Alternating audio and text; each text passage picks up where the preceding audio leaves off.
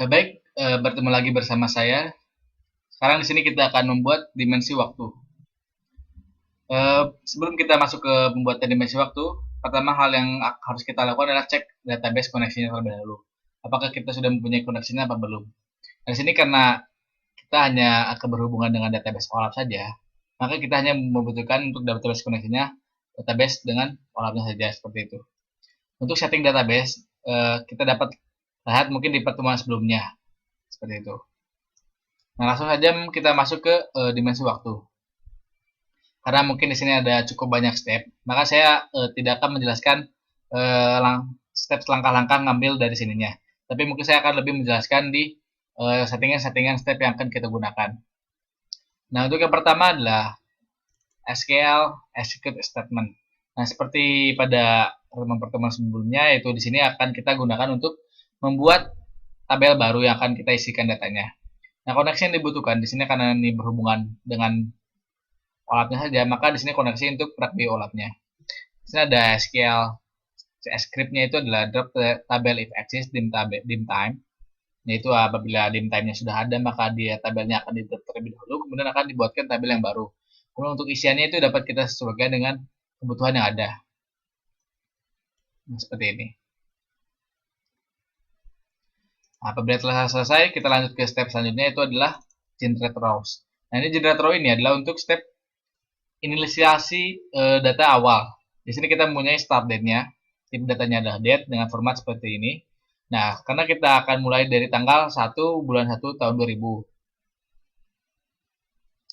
Lanjut ke step selanjutnya itu adalah add sequence atau add surrogate key di sini. Get value from sequence. Dengan name value yang akan kita masukkan adalah day6.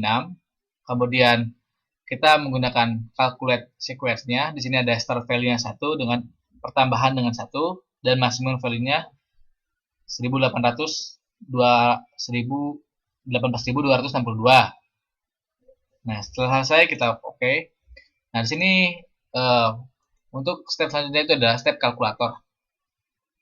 Yaitu step untuk mengkalkulate field-field yang kita butuhkan. Nah, field-field yang akan kita buat itu adalah di sini ada SK time, date, date text, year text, quarter, dan lain sebagainya. Dengan isian atau kalkulasi SK time ini didapat dari field A ditambah field B, yaitu field A-nya itu di sini ada day6 yang tadi telah kita inisialisasikan, kemudian one cost ini adalah ini. Nah, ini kemudian date itu didapat dari date A ditambah B days. Yang mana date A ini adalah start date-nya, kemudian B days-nya itu didapat dari day6-nya. Dan selanjutnya, sesuai dengan settingnya seperti ini. Setelah selesai menyeting seperti ini, kita lanjut ke step selanjutnya, yaitu untuk remove initial date and day number-nya. Nah, kita hanya di sini mengambil data-data yang kita akan atau field-field yang kita butuhkan saja. Ini dapat langsung kita ambil dengan get field-nya, kemudian kita pilih-pilih apa saja yang akan kita ambil. Misalkan di sini kita hanya membutuhkan 12 dan padahal dari data dari field yang ada 14 seperti itu. Selesai memilih, kemudian ingat untuk field-field name yang akan kita butuhkan ini harus sesuai urutannya dengan field yang akan kita masukkan seperti itu, agar tidak terjadi error dalam pemasukan datanya. Kemudian masuk ke step selanjutnya itu ada di step stream lookup. Di step ini kita akan menggabungkan data-data dari di sini, tabel sini, kemudian masukkan ke field-field yang kita mempunyai. Nah, tabel sini adalah ini step namanya step add constant row. Di sini adalah pembuatan tabel atau field baru dengan mempunyai nama fieldnya itu ada quarter dan quarter name. Dengan isian data itu ada quarter itu isinya 1, 2, 3, 4 dan quarter name itu isiannya Q1, Q2, Q3, Q4. Selesai membuat inisialisasi untuk data baru yang akan dimasukkan atau quarter yang akan dimasukkan, maka itu datanya akan dimasukkan dengan digabungkan dengan step namanya stream lookup. Nah, stream lookup ini di sini kita akan lookup step yang akan kita gabungkan, yaitu di sini adalah name of quarter-nya, kemudian dengan field yang kita punyai. Nah, di sini field ini adalah field yang kita punyai yaitu quarter, dan lookup yang akan kita masukkan tadi kita lihat ada quarter-nya. Kemudian spesifik field yang akan dikembalikan adalah quarter name, karena di sini sudah mempunyai quarter name yang akan kita kembalikan digabungkan dengan data yang telah kita miliki. Lanjut ke proses selanjutnya. Proses ini tidak jauh berbeda dengan proses pada quarter, sini kita menggunakan stream lookup dan add constant row. Nah, di sini add constant row adalah inisiasi untuk pembuatan nama-nama bulannya. Di sini kita mempunyai field namanya month, kemudian month name, month aberration. Kemudian untuk datanya adalah seperti ini. Oke, nah kita akan coba gabungkan datanya dengan menggunakan strip lookup. Sini ada lookup stepnya, itu nama step yang akan kita gunakan. Akan kita gabungkan itu namanya name of month. Dengan field yang kita miliki di sini ada field month, dan field yang akan kita gabungkan adalah lookup fieldnya adalah month. Kemudian spesifik field yang akan dikembalikan yaitu field month dan month aberration. Kemudian lanjut ke step selanjutnya. Jadi step ini adalah tidak jauh berbeda juga dengan step-step pada sebelumnya, yaitu dengan menggunakan stream lookup dan add constant row. Di sini kita akan memasukkan data untuk name of day-nya. Di sini kita mempunyai field namanya days, kemudian day name dan day ABR atau aberration. Dengan isian data itu ada day, kita mulai dari Sunday sampai Saturday dengan 1, 2, 3, 4, 5, 6, dan seterusnya sampai 7. Dan day name-nya itu ada Monday, Tuesday, Wednesday, Thursday, Friday, dan selanjutnya. Setelah selesai mengisikan datanya dan menyeting untuk tipe-tipe data dan nama filenya, kita klik OK. Kemudian kita coba gabungkan dengan stream lookup. Nah, di sini lookup stepnya adalah name of day-nya, kemudian field yang akan kita cocokkan atau kita samakan itu day of week, dengan lookup field-nya itu adalah days, seperti yang tadi kita lihat di sini. Kemudian spesifik field yang akan kita kembalikan itu adalah day name dan aberration. Jadi field-field yang ada di sini kita akan gabungkan dengan field-field yang kita miliki seperti itu. Lanjut, sekarang kita akan pilih kembali field-field yang akan kita gunakan dengan select atau rename value. Nah, untuk memasukkan data-data ini kita bisa langsung dengan get field to select. Nah, di sini ada 17 dan kita menggunakan 17 semuanya. Nah, urutan ini pun harus sama agar tidak terjadi data yang bertimpangan seperti itu.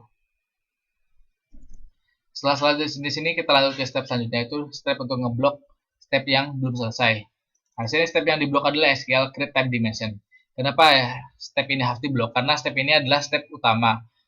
Apabila data ini akan dimasukkan ke dalam tabel dimensi di sini pun harus telah selesai dibuatkan terlebih dahulu agar datanya dapat dimasukkan. Oleh karena itu, untuk menunggu step ini berhasil atau telah selesai dilaksanakan, maka diperlukan step untuk ngeblok step yang di sini untuk lanjut ke step selanjutnya seperti itu. Nah, untuk settingan step blok ini seperti ini. Sini kita tinggal pilih nama step yang akan diblok. Di sini ada seperti ada udah banyak, ada name of month, name of quarter, dan lain sebagainya. Karena di sini hanya kita akan ngeblok SQL create time dimension saja, maka kita tinggal pilih SQL create time dimension saja. Kemudian klik OK. Nah, sekarang untuk step selanjutnya di sini ada generate row. Di sini hanya untuk inisialisasi data-data yang akan kita masukkan.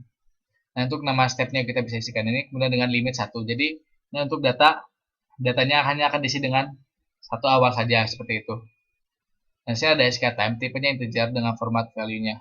Tidak ada, kemudian dengan value default-nya itu 0. Date dengan date, tipenya date, kemudian formatnya seperti ini, dan untuk value-nya default-nya itu 1101 seperti itu. Dan lain sebagainya. Ini adalah untuk inisialisasi data awalnya. Dan setelah OK. Nah, sekarang lanjut ke step untuk memasukkan datanya ke dalam tabel dimensi waktu. Nah, di sini kita menggunakan step namanya insert atau update. Kita beri nama di sini stepnya itu load in date. Dengan koneksi yang kita butuhkan adalah koneksi untuk olapnya, itu PragBio olap. Karena hanya kita berhubungan dengan database di database olapnya saja. Target tabel yang akan kita gunakan itu tabel dimensi waktu atau dim time. Karena ini menggunakan step insert atau update, maka dibutuhkan field-field yang akan dicocokkan. Field yang kita miliki seperti adalah field time, SK time, dan field yang ada yang akan kita masukkan adalah di sana adalah SK time. Jadi field tersebut akan dikomparasikan dengan komparator sama dengan. Jadi untuk setiap nilai SK time yang sama dengan SK time yang ada di sana, maka tabel tersebut akan diupdate atau diinsert seperti itu. Nah, ini untuk update field yang akan dilakukan itu ada di sini. Field-field akan diisikan dengan nilai-nilai yang baru. Di sana ada SK time, date, date text, year text, dan selanjutnya seperti itu hingga day aberration. Untuk mengambil data-data sini, ini dapat kita langsung dengan get update field atau kita dapat masukkan secara manual. Seperti itu. Nah, setelah selesai kita klik OK. Kemudian coba kita jalankan.